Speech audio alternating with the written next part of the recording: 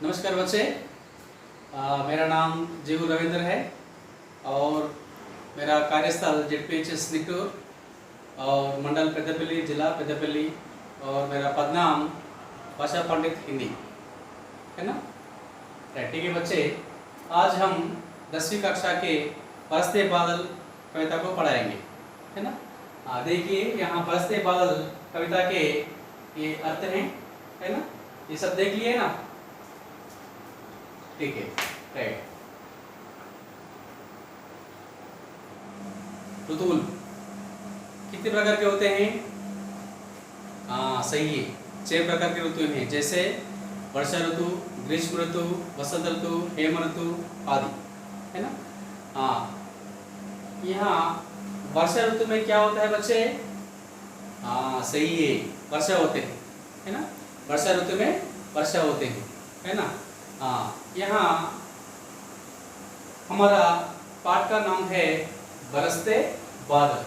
वर्षा कब होते हैं? वर्षा ऋतु में ही होते हैं। मुख्य रूप से सावन मास में या सावन माह में ज़्यादा बारिश होते हैं। यहाँ बरसते बादल, इस कविता के कवि का नाम है सुमित्रानंदन पद है।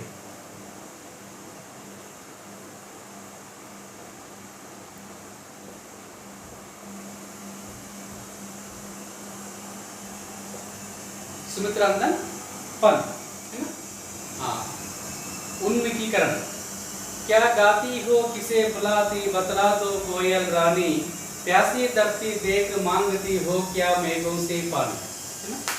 यहाँ प्रश्न है बच्चे, मीठे गीत कौन गाती हैं? हाँ सही है, मीठे गीत कोयल रानी गाती हैं। और कोयल किसके लिए पानी मांगती है? प्यासी धरती के लिए कोयल पानी मांगती है। बादल प्रकृति की शोभा कैसे बढ़ाते हैं बच्चे? बादल या वर्षा गिरने से या बादल के कारण प्रकृति हरा भरा होता है और जहाँ भी देखिए बहुत सुंदर लगता है। अब इस पाठ का उद्देश्य है कि प्रकृति के प्रति काव्य रचनाओं के प्रोत्साहन के साथ साथ सौंदर्य बोध पाना और मनोरंजन करना है, या छात्रों में या प्रकृति सौंदर्य का बोध कराना है और मनोरंजन करना है। इस पाठ का मुख्य उद्देश्य है। विधा विशेष, बरसते बादल कविता पाठ है। ये गद्य पाठ नहीं है या पद्य पाठ है, यानी कविता पाठ है। कविता भावनाओं को उदात्त बनाने के साथ साथ सौंदर्य बोध को भी सजाती संवारती है। या पद्य कविता की विशेषता यह होती है कि इसमें सौंदर्य बोध होता है और लय ताल भी होता है। प्रस्तुत कविता नाद के साथ गेय योगी है। यहाँ बरसते बादल कविता जो है यहाँ नाद के साथ गाने की योगी है। और कवि परिचय, प्रकृति के बेजोड़ कवि माने जाने वाले सुमित्रानंद पंत का जन्म सन 1900 अल्मोड़ा में हुआ है। कब हुआ है उनका जन्म? 1900 में हुआ है, वो भी अल्मोड़ा में हुआ है।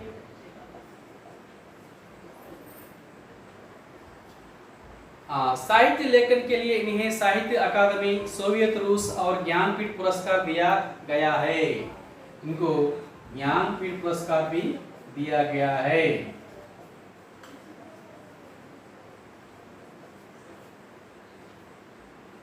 इनकी प्रमुख रचनाएं वीणा, ग्रंथि, पल्लव, गुंजन, युगांत, ग्राम्य, स्वर्णकिरण, कला और घोड़ा, चांद तथा चिदंबरा आदि। इन्हें चिदंबरा काव्य के लिए ज्ञानपीठ पुरस्कार से सम्मानित किया गया। इनका निधन सन 1977 में हुआ। इनको चिदंबरा काव्य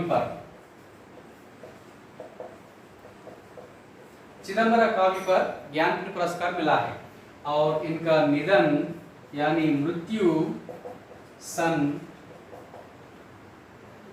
1977 में हुआ, इनका मृत्यु। बच्चे एक बात ध्यान रखिए, परीक्षा में हमें 21, 22, 23, 24 ये है ना, इन 4 प्रश्नों में एक कम से कम कवि परिचय आता है। कवि परिचय जरूर आएगा, है ना। कवि परिचय लिखते समय इसके लिए हमें 4 अंक दिया जाता है ना। कवि परिचय लिखते समय हम एक बात तो जरूर ध्यान रखना चाहिए इसमें मुख्य रूप से 4 बिंदुओं पर ध्यान देना चाहिए। 4 बिंदुओं पर। पहला क्या है? उनका जीवन काल। कवि का जीवन काल पर ध्यान देना चाहिए। इनका जन्म कब हुआ और मृत्यु कब हुआ, ये जीवन काल में आ जाएगा, पहला पॉइंट। और दूसरा ये है कि इनकी रचनाएं, ये कवि की रचनाएं क्या है। यहाँ है ग्राम्य, पल्लव, है ना, बूढ़ा और काला, ये सब, बूढ़ा और चांद, ये है। और 3 है इनकी पुरस्कार। हम सुमित्रानंद पंत के लिए तो इनको चिदंबरा काव्य पर ज्ञानपीठ पुरस्कार मिला है इनको। और चौथा है विशेषता, विशेषताएं। सुमित्रानंद पंत की मुख्य विशेषता क्या है? ये प्रकृति के बेजोड़ कवि माने जाते हैं, यानी प्रकृति वर्णन में इनकी कोई संबंध नहीं होता है, ये प्रकृति की बेजोड़ कवि माने जाते हैं। मैं बोला ना 21, 22, 23, 24, इन 4 प्रश्नों में से एक प्रश्न जरूर कवि परिचय के बारे में आएगा। और वो कवि परिचय लिखते समय हम इन 4 बिंदुओं पर या 4 विषयों पर ध्यान देना चाहिए। पहला है जीवन काल, मतलब इसमें इसका जन्म होता है और मृत्यु लिखना चाहिए। और दूसरी की इनकी रचना है, जो कवि की रचनाएं जो होते हैं इनकी कवि रचनाएं लिखना चाहिए। तीसरा इनका पुरस्कार लिखना चाहिए, इनको क्या क्या पुरस्कार मिला है। और चौथा इनकी विशेषता, जो कवि की विशेषता क्या है उसके बारे में हम लिखना चाहिए। ये 4 पॉइंट्स लिखने से हमको 4 के 4 जरूर मिलेगा, है ना बच्चे। अब हम कविता पर आएंगे। हाँ, विषय प्रवेश। वर्षा ऋतु हमेशा से सबकी प्रिय ऋतु रही है ना बच्चे। हमको भी वर्षा ऋतु बहुत पसंद है ना। वर्षा ऋतु आने पर हम बहुत खेलते हैं, है ना। वर्षा के समय प्रकृति की सुंदरता देखने लायक होती है। वर्षा ऋतु में प्रकृति के इससे पहले जैसे होता है, हम गर्मी के मौसम के बाद वर्षा ऋतु आता है। गर्मी के मौसम में प्रकृति पूरा सूखा सूखा रहता है, और जब वर्षा ऋतु आती है, वर्षा ऋतु में प्रकृति पूरा सुंदर लगता है, अच्छा लगता है, देखने लायक होते हैं। पेड़ पौधे, पशु पक्षी और मनुष्य खुशी से झूम उठते हैं। पेड़ पौधे और पशु पक्षी बहुत खुशी से नाचते हैं और झूम उठते हैं। इसी सौंदर्य का वर्णन यहाँ प्रस्तुत किया गया है। इसी सौंदर्य का वर्णन, ఈ సౌందర్యాన్ని మనకి సుమిత్రన్ పంది అన్నమాట బరస్తే బాదల్ కవితలో మనకి వర్ణించాడు. బరస్తే బాదల్ అంటే ఏంటన్నమాట, కురిసే మేఘాలు. బరస్తే అంటే అంటుందో అర్థం నేర్చుకున్నాం, రైనింగ్. బాదల్ అంటే క్లౌడ్స్ అన్నమాట, మేఘాలు. మనం మబ్బులు అంటాం, మొగులు అంటాం, ఓకేనా, అలాగా. नेक्स्ट अब कविता का गायन देखिए।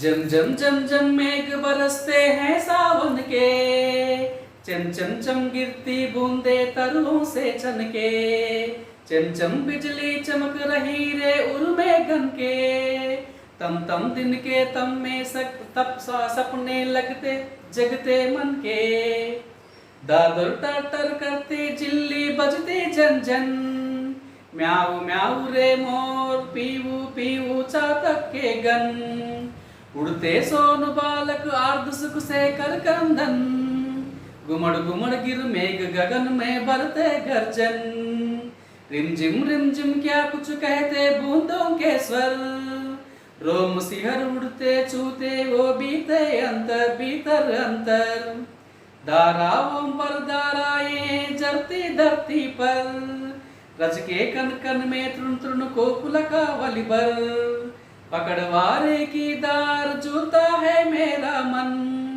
आओ रे सब मुझे घेर कर गाओ सावन, इंद्रधनुष के झूले में झूले मिल सब जन, फिर आए जीवन में सावन मन बावन। हम पहले ही सीख चुके हैं कि ये गेयन कविता है, इस तरह का गाना है ना बच्चे। अब इसका भाव हम समझेंगे। यहाँ जम जम जम जम मेघ बरसते हैं सावन के। जम जम क्या होता है कि ये वर्षा का आवाज है, वर्षम पड़े का शब्द अన్నమాట, जम जम जम अన్నమాట। नेक्स्ट और बरसते सावन, सावन या श्रावण मासम। चमचम गिरती बूंदे तरुओं से चमके, चमचम ये वर्षा गिरने की आवाज है। ఇక్కడ ఏంటంటే వర్షం జమ్ జమ్ జమ్ అని మేఘాలు కురుస్తూ ఉంటాయి అన్నమాట. చెమ్ చెమ్ చెమ్ గిర్తి బూందే, నీటి యొక్క బిందువులు చెమ్ చెమ్ చెమ్ అని చెట్ల యొక్క ఆకుల నుండి టప్ టప్ టప్ అని చన్ అంటే అట్లా పడుతూ ఉంటాయి అన్నమాట. చెమ్ చెమ్ బిజ్లీ చమక్ రహీ రే ఉర్మే గన్కే, చెమ్ చెమ్ అయినా తల తల అన్నమాట. బిజ్లీ అంటే అనమాట మెరుపు అనమాట. బిజ్లీ అంటే చమక్ అంటే మెరవడం. ఉర్మే గన్కే మేఘాల యొక్క హృదయాల నుంచి అనమాట మనకి మెరుపు కనబడుతుంది వర్షా ఋతువులో. తమ్ తమ్ దినకే తమ్మే సప్నే జగతే మనకే, తమ్ తమ్ ధీరే ధీరే ఆగి ఆగి, ఓకేనా. దినకే తమ్మే, తమ్ అంటే అనమాట చీకటి. పగలు కూడా మనకి ఏంటంటే చీకటిలా కనబడుతుంది అనమాట. మనం కవలు ఎప్పుడు కంటాం, రాత్రి కంటాం కదా, కానీ పగలు అయిన తర్వాత మనకు కూడా ఏంటనమాట మనకి పగలు కూడా ఈ వర్ష ఋతువుల కళలు కంటూ ఉంటాం అనమాట. దాదర్ టర్ కర్తే జిల్లి బజతే జన్ జన్, దాదర్ యాని मेंढक, मेंढक टर्टर यानी मेंढक की आवाज, కప్ప చేసే శబ్దం అన్నమాట. టర్టర్ కర్తి. జిల్లి యాని క్రికెట్, కీచురాళ్ళు అంటాం మనం. అవి కీస్ కీస్ కీస్ సౌండ్ చేస్తూ ఉంటాయి అన్నమాట. అవి ఎట్లా అనమాట, బిల్లి జన్ జన్ జన్ అని శబ్దం చేస్తూ ఉంటాయి. మ్యావు మ్యావు రే మోర్, పీవు పీవు చాతక్ ఎగ్గర్, మోర్ యాని పీకాక్ నెమలి, ఓకేనా. అది మ్యావు మ్యావు రే మ్యావు మ్యావు అని శబ్దం చేస్తూ ఉంటుంది. और చాతక్ పక్షి అన్నమాట, ఇది ఒక రకమైన పక్షి అన్నమాట. ఇది పీవు పీవు అని శబ్దం చేస్తాడు అన్నమాట. ఉడితే సోన్ బాలక్ ఆర్ధ సుఖ్ సే కర్కందన్, సోన్ బాలక్ అంటే నీటిలో ఉండే ఒక రకమైన బాతు, ఒక రకమైన పక్షి. అది ఆర్ధ సుఖ్ సే కర్కందన్, క్రందన్ కి मतलब कहते చిల్లానా అరవడం. ఆ వర్షం పడే శబ్దం అనమాట. అది సంతోషంతో ఎగురుతూ తడుస్తూ అరుస్తూ ఎగురుతూ ఉంటుంది అనమాట. గుమడ్ గుమడ్ గిర్ మేఘ గగన్ మే బర్తే గర్జన్, గుమడ్ గుమడ్ తిరుగుతూ తిరుగుతూ అవి మేఘాలు అనమాట ఆకాశంలో గర్జిస్తూ ఉంటాయి మేఘ. ఇప్పుడు ఇదంతా ఎక్కడ వస్తుంది మనకి, శ్రావణ మాసం లోపల ఇది వస్తుంది అనమాట. దీన్ని అంతా మొత్తం మనకి ఏంటంటే సుమిత్రధన్ పంత్ కళ్ళకు కట్టినట్టుగా మనకి వర్ణిస్తున్నాడు. రిమ్జిమ్ రిమ్జిమ్ క్యా కుచ్ కహతే బూందోం కే సర్, రిమ్జిమ్ రిమ్జిమ్ మనకి ఏంటన్నమాట నీటి పడే శబ్దం రిమ్జిమ్ రిమ్జిమ్ అనమాట. వర్షం పడే శబ్దంలో రిమ్జిమ్ రిమ్జిమ్ అంటున్నమాట. అది మనకి ఏంటన్నమాట క్యా కుచ్ కహతే బూందోం కే సర్, ఓకేనా. ఆ నీటి యొక్క బిందువులు ఏంటంటే అది ఒక రిమ్జిమ్ రిమ్జిమ్ అనే స్వరాలు మనకి ఇస్తున్నాయంట. మీకు పాత పాట ఉంది, రిమ్జిమ్ రిమ్జిమ్ హైదరాబాద్ రిక్షా వాలా జిందాబాద్, మూడు చక్రములు గిరగిర తిరిగితే మోటార్ కారు బలదూర్ అనే పాట కూడా మనకి పాతుంది అనమాట. ఇట్లా రిమ్జిమ్ రిమ్జిమ్ అనమాట, ఓకేనా. రోమ్ సిహర్ ఉడితే చూతే వే బీతర్ అందర్, రోమ్ అంటే అనమాట రోమాలు, ఓకేనా. ఆ వర్షం శబ్దం యొక్క రోమలు మనం మీద పడడం వల్ల అవి ఒక్కసారి వణుకుతూ ఉంటాయి అనమాట, ఓకేనా. మనకి రోమాలు ఇక్కడ వస్తాయి అనమాట. చూతర్ బీతర్ అంతర్, ఓకేనా. అవి మన హృదయాన్ని తాకుతూ ఉంటాయి. దారా ఓం పర్ దారా ఏ జర్తి ధర్తీ పర్, దారా ఓం పర్ దారా అంటే అనమాట నీటి ప్రవాహం. దారా ఓం పర్ దారా ఏ జర్తి ధర్తి, జర్తి అని టు ఫ్లో ప్రవహించడం అనమాట, ఓకేనా. ఆ నీటి యొక్క ప్రవాహం వర్షం వల్ల అనమాట అది భూమి మీద ప్రవహిస్తూ ఉంటా ఉంటుంది. రచకే కన్ కన్ మే తృణ్ తృణ్ కో పులకా వలి బర్, ఓకేనా. ఈ భూమి మీద మట్టిలో మొలిచిన గడ్డి పూసలు ఏవైతే ఉంటాయో అవి వర్షపు చుక్కలతో అనమాట తడిసి ఏదనమాట వాటి మనసు పులకిస్తాయి అనమాట, ఓకేనా. అప్పటిదాకా ఎండతో ఉన్న అవన్నీ కూడా ఏంటనమాట ఒక్కసారి ఏదన్నమాట ఈ వర్షం నీటితో తడిసి ఆ మట్టిలో ఉన్న మొక్కలన్నీ తడిసి అనమాట వాటి మనసు పులకిస్తుంది. పకడ్ వారికి దార్ జూతా హై మేరా మన్, పకడ్ వారి వారి मतलब ఏమవుతుంది పానీ హోతా హై. ఆ నీటి వాటిని మనం పట్టుకుంటేది అంటే నా మనసు అనమాట జూనా ఊగుదా ఉంటుంది, ఉయ్యాలాగా మనకి ఊగుదా ఉంటుంది అనమాట. ఆ ఓరే సబ్ ముझे घेर कर गाओ सावन, यहाँ कवि कहता है कि आओ सब मुझे घेर कर, ఓకేనా. సావన్ కా గీత్ గాయి, శ్రావణ మాసం పాట పాడండి రండి. వర్షం పడుతుంది, మనం ఇక్కడ అందరూ గుమిగుడిన చుట్టూ చేరి శ్రావణ మాసం పాటలు పాడుతున్నాం రండి అన్నమాట. इंद्रधनुष के झूले में झूले मिल सब जन, इंद्रधनुष आप जानते हैं इंद्रधनुष में होता है 7 रंग होते हैं. इंद्रधनुष में इंद्रधनुष के झूले में इंद्रधनुष యొక్క ఊయల లోపల మనందరం కలిసి అంటే అందరం కలిసి ఊదాం రండి అని. ఎందుకంటే మనకు తెలుసు కదా వర్షం పడిన తర్వాత మనకు ఆ ఎండ యొక్క పొడకి ఏంటన్నమాట సూర్యరశ్మి మనకి ఏర్పడతా ఉంటుంది. కాబట్టి ఏంటన్నమాట ఆ ఇంద్రధనుసుకు ఆ ఊయల కట్టుకొని మనం అందరం ఊదాం రండి అంటారనమాట. फिर आए जीवन में सावन मन बावन, ఇటువంటి శ్రావణ మాసం జీవితం లోపల మళ్ళీ మళ్ళీ రావాలి, మన్ భావన్ అయినా మన మనసును దోచుకునే ఈ శ్రావణ మాసం మళ్ళీ మళ్ళీ మనకి రావాలి, ఇటువంటి శ్రావణ మాసం మళ్ళీ మళ్ళీ మనకి కావాలని ఇక్కడ మనకి సుమితాన్ని పంది అనమాట వర్ష ఋతువును చాలా చక్కగా వర్ణిస్తారనమాట. అర్థం పిల్లలు. సో ఇది ఏంటంటే చాలా ఈజీ అనమాట. ఓకేనా. ఇప్పుడు చూడండి హిందీలో సారాంశం రాయాలి. ఎట్లా రాస్తారనమాట చూడండి. జమ్ జమ్ జమ్ జమ్ మేఘ బరస్తే హే సావన్ కే మనకి ఫస్ట్ లైన్. ఓకేనా. దీన్ని ఎట్లా రాయాలి మనం. జమ్ జమ్ జమ్ జమ్ మేఘ బరస్తే హే సావన్ కే అంటే అనమాట सावन के महीने में है ना मेघ जम जम कर बरसते हैं. मैंने यहाँ कुछ नहीं किया है, बस इधर का उधर उधर का इधर लिख दिया है, बस इसका सारांश हो गया है. देखिए फिर एक बार देखिए. जम जम जम जम मेघ बरसते हैं सावन के. हम कैसे लिखते हैं इसको. सावन के महीने में मेघ जम जम बरसते हैं, है ना. चम चम गिरती बूंदे तरुओं से चमकी, है ना. बूंदे तरुओं से चमके कैसे गिरते हैं. चम चम चम गिरती हैं, है ना बच्चे. इस तरह का हम इसका सारांश अपनी तरफ से भी लिख सकते हैं, है ना. और बच्चे एक बार देखिए, मैं आपको इसमें से कुछ प्रश्न मैं इसमें लिख देता हूँ. इस प्रश्न का उत्तर आप लिख लीजिए.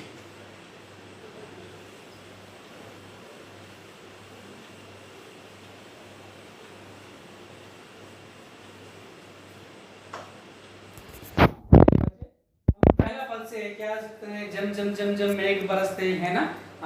या प्रश्न ऐसा लिख सकते हैं कि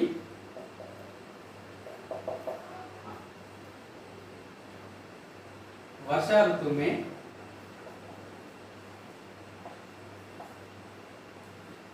वर्षा ऋतु के बारे में बताइए. వర్ష ఋతువు గురించి రాయమంటారు. ఓకేనా. నెక్స్ట్ రెండో ప్రశ్న కూడా రాసుకోవచ్చు మనం. ఎట్లాగా అంటే చూడండి. ఓకేనా. वर्षा के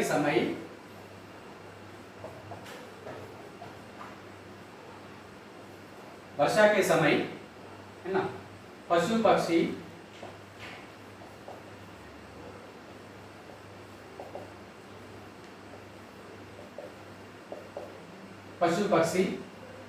कैसे खुशी मनाते हैं. వర్షం పడతా అంటే పశు పక్షులు అవి ఎట్లా సంతోషాన్ని ఎట్లా వ్యక్తం చేస్తాయి. ఓకేనా. నెక్స్ట్ మనం మూడో దాన్ని కూడా రాసుకోవచ్చు. పిల్లల ప్రశ్న ఏంటంటే रिम झिम क्या कुछ कहते बूंदों के स्वर, है ना. वर्षा ऋतु में पानी कैसे प्रवाहित होता है.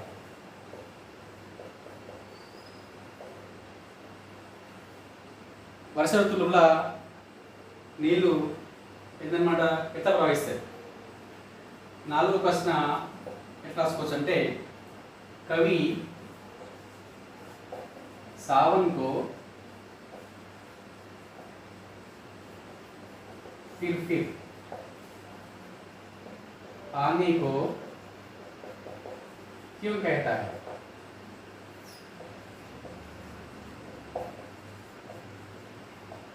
శ్రావణ మాసం మళ్ళీ మళ్ళీ రావాలని ఎందుకు అనుకుంటాడు. ఈ నాలుగు పద్యాలలో మనకి 4 ప్రశ్నలు ఉన్నాయన్నమాట. ఈ ఒక్కొక్క దాని గురించి ఈ 4 కలిపి కనుక రాస్తే మనకి ఈ పాఠం యొక్క సారాంశం అవుతుంది. అంతే కదా పిల్లలు.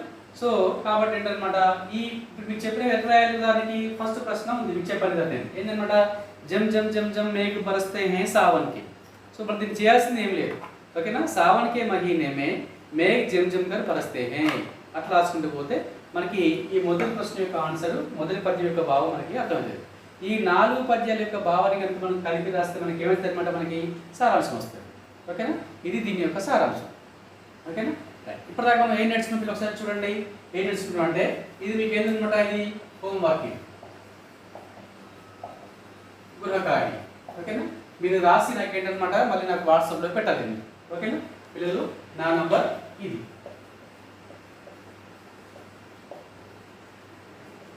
మీరు పెడితే మీరు ఎంత కరెక్ట్ రాస్తే నేను మళ్ళీ వాళ్ళని చెక్ ఇస్తాను అనమాట. ఓకేనా ఈ రఫ్ కాపీ రాసేసి దాన్ని నాకు పెట్టండి ప్రశ్న జవాబు రాసి పెట్టండి చెప్తే నేను దాన్ని ఎక్కడెక్కడ మీకు తప్పు నేను మళ్ళీ చూసి నేను మీకు చెప్తాను అన్నమాట ఓకేనా మీరు సో ఇప్పటిదాకా మనం ఒకసారి ఏం నేర్చుకుంటే ఒకసారి చూడండి हम क्या सीखे एक बार पूरा अच्छा మళ్ళీ ఒకసారి చూద్దాం పిల్లలు ఓకేనా ఇప్పుడు ఏంటంటే कवि के बारे में सीख चुके हैं यहाँ इस कविता में सुमित्रानंद पंत वर्षाऋतु के बारे में वर्णन किया है ना प्रकृति के बारे में सुमित्रानंद पंत को बेजोड़ कवि माने जाते हैं यानी इसका समान इनकी तरह कोई भी प्रकृति का वर्णन नहीं कर सकते हैं इसीलिए इनको कहते हैं ये प्रकृति के बेजोड़ कवि माने जाते हैं है ना और उनका उसका परिचय भी मैंने बोल चुका है आपको मैं बोल दिया क्या कि 4 बिंदुओं में लिखना चाहिए पहला जीवन काल और दूसरा इनकी रचनाएं और तीसरा उनकी पुरस्कार और चौथा क्या है कि उनकी विशेषता ये कवि परिचय होता है ना और एक प्रश्न भी आप लिख लीजिए है ना सुमित्रानंद पंत के बारे में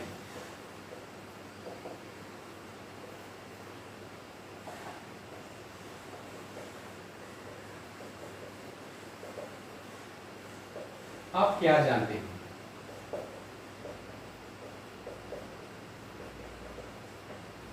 हाँ इस प्रश्न का अर्थ है कई परिचय में 4 बिंदुओं पर ध्यान देना चाहिए उनकी जीवन काल रचनाएं पुरस्कार और विशेषता ये 4 बिंदुओं पर लिखने से काफी है ना ये अभी तक हमने इसके बारे में सीख चुका है ना ये तो आपके लिए बुरा कार्य है ये करके मुझे दिखाना चाहिए है ना बच्चे और इस कविता में इसका ये 4 मिला के आपको क्या कही सारांश भी हो सकता है ना बच्चे और क्या है कि आज इस बारे में एक सूक्ति भी आप सीख लीजिए सूक्ति क्या है कि विद्या मनुष्य का तीसरा नेत्र है